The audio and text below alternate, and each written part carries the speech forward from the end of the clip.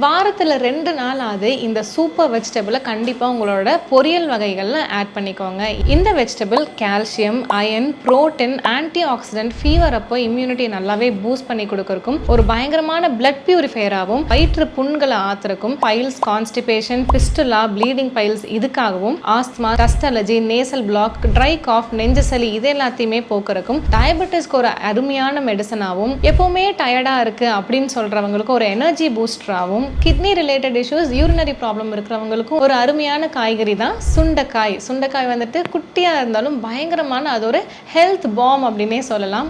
நோய் தீர்க்கும் காயாக வந்துட்டு சுண்டைக்காய் இவ்வளோ நன்மைகளை கொண்டது. மாசத்துக்கு 4 நாள் அப்படின்னா வாரத்துக்கு 2 நாள் அது இந்த சுண்டைக்காய் வந்துட்டு கம்மங்கூழ் குடிக்கும்போது சுண்டை வற்றலாவும் எடுக்கலாம். மோரில் வந்துட்டு சுண்டை வற்றல் சூர்ணம்னு நீங்கள் வந்துட்டு நாட்டு மருந்து கடையில் கேட்டிங்கன்னா கொடுப்பாங்க. அது ஒரு ஸ்பூன் போட்டு கூட நீங்கள் டெய்லி கொடுக்கலாம். ஸோ இந்த அருமையான காய்கறியை உங்களோட உணவில் ஆட் பண்ணுறதுக்கு மறந்துடாதீங்க.